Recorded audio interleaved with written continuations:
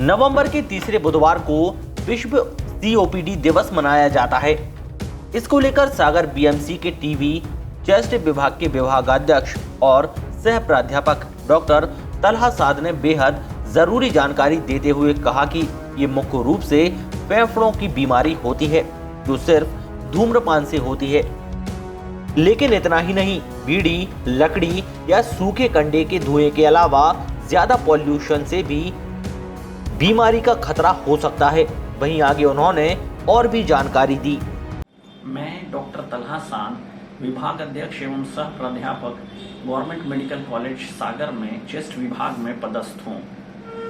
आज जो है नवंबर महीने के तीसरे बुधवार को वर्ल्ड सीओपीडी डे मनाया जाता है। सीओपीडी आपके लिए एक नया शब्द हो सकता है, पर आप सभी जो है इस बीमारी से अच्छी तरीके से वाकिफ हैं। सीओपीडी का अर्थात होता है chronic obstructive pulmonary disease. Chronic का मतलब होता है लंबे समय से ग्रसित होना, ऑब्स्ट्रक्टिव मतलब सांस की नली का रुकावट होना, सांस की नली में अवरुद्ध होना, सांस की नली में किसी प्रकार से सूजन आ जाना। पल्मोनरी मतलब फेफड़ा हो जाता है और डिजीज मतलब बीमारी। सो एक ऐसी बीमारी जो लंबे समय से फेफड़े में उसकी सूजन पैदा कर रही हो, उसमें ऑब्स्ट्रक्शन पैदा कर रही हो, उसमें रुकावट पैदा कर रही हो, इसको क्रोनिक ऑब्स्ट्रक्टिव पल्मोनरी डिजीज कहते हैं। ये जो सीओपीडी की बीमारी है, ये सिर्फ और सिर्फ धूम्रपान, चाहे वो बीड़ी हो, चाहे वो सिगरेट हो, और जो धुआं होता है, चाहे वो गोबर के सूखे हुए जो गोबर होता है उससे जलाने से, या लकड़ियां जला करके जो खाना बना रही होती हैं महिलाएं, उनकी वजह से ये हो रहा होता है, या वायु में प्रदूषण के स्तर को ज्यादा बढ़ जाने की वजह से ये जो है सीओपीडी की बीमारी हो रही होती है। तो जैसा आप समझ सकते हैं कि ये सीओपीडी की बीमारी जो है मुख्य तौर पे धुएं और धूम्रपान की वजह से हो रहा होता है। ये धूम्रपान बीड़ी की वजह से भी हो सकता है या सिगरेट की वजह से भी हो सकता है, और ये लकड़ी जलाने की वजह से भी हो सकता है, या सूखे गोबर को जलाने की वजह से हो सकता है, या प्रदूषण के स्तर का बढ़ जाने की वजह से भी हो जा सकता है। अब खास बात यह है कि हमारे इस क्षेत्र में काफी ज्यादा बीड़ी का उद्योग चल रहा है और इसमें बीड़ी घर घर में बनाई जाती है और लोग बीड़ी का काफी ज्यादा सेवन कर रहे होते हैं। सो ये बीड़ी से होने, बीड़ी के धूम्रपान की वजह से काफी ज्यादा ये बीमारी इस क्षेत्र में पाई जाती है। सो इसको धूम्रपान की वजह से जो है सांस की बीमारी हम बोल रहे होते हैं जिसे, वो ही ये सीओपीडी की बीमारी है, क्रोनिक ऑब्स्ट्रक्टिव पल्मोनरी डिजीज। इसको पहचानने के लिए कि ये सीओपीडी की बीमारी क्या है और ये अन्य सांस की बीमारियों से कैसे भिन्न है, इसमें बुनियादी तौर पे दो बातें देखने की जरूरत है। हमें ये देखने और समझने की जरूरत होती है कि ये जो सीओपीडी की बीमारी है, ये धूम्रपान और धुएं की वजह से जो हो रही होती है, वो धीरे धीरे आपके फेफड़े को कमजोर बनाते चले जा रही होती है। और क्योंकि ये एक धीरे धीरे बढ़ने वाली बीमारी है और आपके फेफड़े की क्षमता को धीरे धीरे कम करने की बात कर रहा होता है, सो इसका ज्यादातर जो शिकार मरीज होते हैं वो 35 से 40 साल की उम्र से ज्यादा वाले हो रहे होते हैं। इसके विपरीत जो कि अस्थमा वाले जो मरीज हो रहे होते हैं वो छोटे बच्चे और नौजवान लोग ज्यादा हो रहे होते हैं।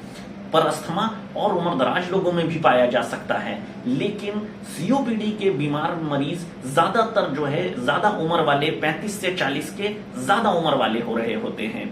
दूसरी चीज कि अस्थमा में जो सांस की बीमारी हो रही होती है उसमें किसी धुआं या धूम्रपान वाली बात की वजह से ये नहीं हो रहा होता है, वो एलर्जी की वजह से वो बीमारी बन रही होती है। यहाँ पर आप देख सकेंगे कि जो भी सीओपीडी से ग्रसित होगा उसमें कहीं ना कहीं या तो वो धूम्रपान कर रहा होगा या सेकेंड हैंड स्मोकिंग भी हम कहते हैं। अब ये सेकेंड हैंड स्मोकिंग क्या होता है? कई बार ऐसा होता है कि कोई व्यक्ति जो खुद बीड़ी पी रहा होता है और उसके परिवार में, जो उसके नजदीक में परिवारजन रह रहे हों, या उसका कोई नजदीकी दोस्त जो उसके साथ ज्यादा समय गुजार रहा होता है, वो उसके द्वारा जो धुआं छोड़ा हुआ होता है, उसको जो वो बार बार सांस ले रहा होता है, उसकी वजह से भी ये बीमारी उसको हो जाती है। उसी को हम सेकेंड हैंड स्मोकिंग कह रहे होते हैं। ये देखने वाली बात हो रही होती है कि जो ज्यादा उम्र दराज व्यक्ति हैं, उनमें ये बीमारी देखने को मिल रही होती है, जो लोग कहीं ना कहीं धुआं या धूम्रपान से ग्रसित हो रहे होते हैं। दूसरी चीज जो कि उनमें लक्षण देखने को मिलता है, वो है लंबे समय की खांसी रहना और धीरे धीरे उनकी सांस फूलने की समस्या समय के साथ साथ ज्यादा बढ़ती चली जाना। तो दो मुख्य लक्षण हैं सीओपीडी के, एक खांसी बनी रहना और दूसरी चीज है कि उनकी सांस फूलने की समस्या धीरे धीरे बढ़ते चली जाना। इसके अलावा उनके छाती में जकड़न जैसी भी महसूस उनको हो रही होती है। पर ये समय के साथ साथ जैसे जैसे उनकी सांस की क्षमता कम होती चली जा रही होती है और एक ऐसी स्थिति आ रही होती है जबकि उनकी तबीयत काफी ज्यादा खराब हो जा रही होती है, तब उनकी खांसी के साथ साथ उनमें बलगम भी बनने लग जाया करता है और ये परेशानी और दूसरे और परेशानियों के साथ मिलकर के काफी गंभीर हो जा रहा होता है। अब होता ये है कि सीओपीडी की वजह से जब फेफड़ा कमजोर हो जा रहा होता है तो दूसरे अन्य और सांस की बीमारियों को भी वहां पर जमावड़ा बनाने का मौका आसानी से मिल जाता है। इसमें सबसे बुनियादी जो बीमारी है वो है टीबी। टीबी की बीमारी सीओपीडी के कमजोर फेफड़े में आसानी से पनप पाता है और उनके फेफड़े को काफी ज्यादा नुकसान पहुंचा देता है। मगर टीबी के साथ अगर सीओपीडी रहेगा तो उसमें खखार काफी ज्यादा रहने की संभावना रहती है और दूसरा कि उनको बुखार भी आने लग जाया करता है। वहां पर भी मगर सांस फूलने वाली परेशानी और खांसी वाली परेशानी तो रहेगी ही। टीबी एक अलग सी बीमारी है, लेकिन सीओपीडी एक अलग सी बीमारी है। लेकिन सीओपीडी लंबे समय से अगर किसी को रहता है तो उसकी वजह से उसके फेफड़े की क्षमता कमजोर हो जाती है और वहां पर टीबी आसानी से पनप पाता है। लक्षण मुख्य तौर पे खांसी, छाती में जकड़न और धीरे धीरे ज्यादा से ज्यादा सांस फूलने की परेशानी बन जाना हो रहा होता है। इसको जांचने के लिए मुख्य तौर पे हम 3 तरीके से जांच करते हैं। पहली जांच हो रही होती है छाती के एक्सरे के द्वारा। छाती के एक्सरे करा करके हम ये देख पाते हैं कि अभी उसकी सीवियरिटी, उसकी जो सीओपीडी की बीमारी है वो कितनी ज्यादा बढ़ चुकी है। और उसी के साथ साथ हम खून की जांच कराते हैं जिसमें कि सीबीसी की जांच होती है, जिससे ये पता चल पाता है कि क्या उसमें अभी कोई विशेष प्रकार का इन्फेक्शन भी है अथवा नहीं। तीसरी जो जांच होती है उसको स्पायरोमेट्री बोलते हैं। स्पायरोमेट्री एक फेफड़े की क्षमता की जांच है। जैसे कि आप शुगर की बीमारी में एक ग्लूकोमीटर का इस्तेमाल करते हैं। ग्लूकोमीटर क्या करता है, आपके शुगर को बता रहा होता है कि आपका शुगर अभी कितनी है और उसी के अनुरूप डॉक्टर साहब दवाई लिख रहे होते हैं। ठीक वैसे ही स्पायरोमेट्री एक फेफड़े की क्षमता जांच है, जिससे कि पता लगाया जा पाता है कि कितना फेफड़े की क्षमता है और उसी के अनुरूप आपकी सही दवाई लिखी जाती है।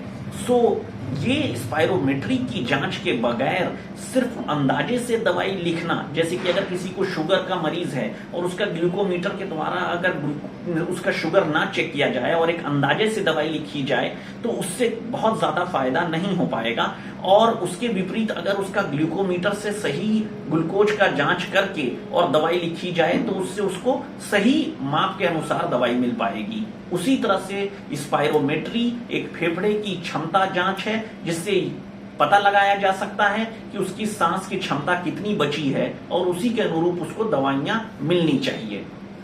3 जांचें हो गई, एक छाती का एक्सरे हो गया, दूसरा खून की जांच हो गई सीबीसी, और तीसरा जांच है वो है स्पायरोमेट्री। अब अंतिम में इसकी दवाइयों को लेकर के जो बातें हैं उनको मोटे तौर पे समझने की कोशिश करिए। जो सबसे बुनियादी दवाई जो सीओपीडी के लिए रहेगी वो इनहेलर या रोटा कैप्स होते हैं। ऐसा आम जनमानस में काफी ज्यादा भ्रांति है इस बात को लेकर के कि इनहेलर या रोटा कैप्स, जो कि कैप्सूल डाल करके मशीन में सुड़कने के लिए, सांस के लिए डॉक्टर साहब लिखते हैं, इससे नुकसान होता है या इससे आदत सी हो जा रही होती है या ये अच्छी दवाई नहीं होती है। मेरा आपसे अनुरोध है कि इस तरह की भ्रांति से आप अपने आप को दूर रखें। ये जो इनहेलर है ये सांस की मरीज के लिए बेहद जरूरी हो रहा होता है। जो इनहेलर है और जो आप आमतौर से गोलियां खा रहे होते हैं, जो भी आपके घर में गोली हो खाने के लिए, अगर उस गोली को आप निकाल करके देखेंगे तो उसमें मिलीग्राम में उसका डोज होता है, लेकिन इसके विपरीत अगर आप इनहेलर देखेंगे तो उसका डोज माइक्रोग्राम में होता है। इसका अर्थात ये है कि जो गोलियां हम खाते हैं उसके मुकाबले 1/1000वां हिस्सा मात्र इनहेलर में होता है। और 1/1000वां हिस्सा होने की वजह से आप अंदाजा लगा सकते हैं कि इसकी वजह से दो बातें साफ तौर पे होती हैं। एक, इनहेलर या रोटा कैप्स जो आप चूसने के लिए इस्तेमाल कर रहे होते हैं मशीन के द्वारा, उसका साइड इफेक्ट बेहद कम हो रहा होता है। और दूसरी चीज कि वो सीधे फेफड़े में काम कर रहा होता है जहां पर कि आपकी बीमारी है, इसीलिए इसका डोज इतना कम होने के पश्चात भी वो काफी अच्छा काम कर रहा होता है। इसके विपरीत में जो आप गोलियां खा रहे होते हैं, क्योंकि अधिकांश मरीज मुझसे ऐसा कहते हैं कि अगर मुझे गोली मिल जाए, जैसा कि शुगर या ब्लड प्रेशर के मरीजों को गोली मिलती है, दिन भर में 1-2 गोली अगर खाने को हो तो मैं वो गोली खाना चाहता हूं। तो मैं उनको बताना चाहता हूं कि अगर आप गोली खाते हैं तो वो डोज काफी 1000 गुना पावर ज्यादा होता है बनिस्बत के इनहेलर या रोटा कैप्स के। और वो गोली जब आप खाते हैं तो वो पेट में जाती है और वहां से खून के द्वारा पूरे शरीर में वो गोली चली जाती है, लीवर में, किडनी में, पैंक्रियाज में, दिमाग में, जहां पर कि उन दवाइयों का कोई रोल नहीं है। आपकी बीमारी फेफड़े में है, इसलिए आपको इनहेलर या रोटा कैप्स इस्तेमाल करना चाहिए, जिससे कि सीधे वहीं पर दवाई जा पाएगी जहां पर कि उसको आवश्यकता है। सो मैं पूरी जिम्मेदारी से आपको ये बात बताना चाहता हूं कि इनहेलर या रोटा कैप्स जो सांस के मरीज हैं उनके लिए बेहद जरूरी और काफी लाभकारी होते हैं। सबसे जरूरी बात यह है कि हमें इस धूम्रपान से बचना चाहिए, चाहे बीड़ी हो या सिगरेट हो, किसी भी प्रकार के धूम्रपान से हमें अपने आप को प्रण लेना चाहिए कि हमें इसको जल्द से जल्द त्याग देना है। हमें कम करने की बात नहीं कर रहा हूं, मैं इसको हमेशा हमेशा के लिए बंद करने की बात कर रहा हूं। और साथ ही साथ आप सभी से निवेदन कर रहा हूं कि बाहरी वातावरण को प्रदूषण से बचाने की कोशिश करें। आप जान सकते हैं कि नवंबर महीने में अपने शहर में नवंबर महीने में पूरे साल भर के मुकाबले सबसे अत्यधिक वायु प्रदूषण का स्तर है। और अगर यही स्थिति, जैसा कि आप जानते भी होंगे, आपको अखबार के द्वारा या दूसरे न्यूज के माध्यम से आपको मालूम चला होगा कि दिल्ली में जो है जल्द ही शीर्ष कोर्ट ने जो है लॉकडाउन लगाने के लिए अनुशंसा कर दी है। इतना ज्यादा वायु प्रदूषण का स्तर बढ़ गया है। सो हमें भी अपने शहर के बारे में सोचना होगा और हमें वायु प्रदूषण को नियंत्रित करना होगा, तभी हम और हमारे बच्चे आगे स्वस्थ रह पाएंगे। वरना ये सीओपीडी की बीमारी जो है काफी घातक साबित होगी। और ये वायु प्रदूषण भी अगर स्तर ज्यादा बढ़ता चला गया तो सीओपीडी की बीमारी छोटे बच्चों में भी धीरे धीरे जल्द से जल्द होने लग जाएगी। सो हम अपने आप शहर को बचाएं और अपने आसपास के लोगों को इस बात के लिए तैयार करें कि वो जल्द से जल्द बीड़ी और सिगरेट को त्याग दें और लकड़ी या सूखे गोबर में खाना बनाना बंद करें और बाहरी वातावरण को वायु प्रदूषण से बचाने की कोशिश करें। धन्यवाद।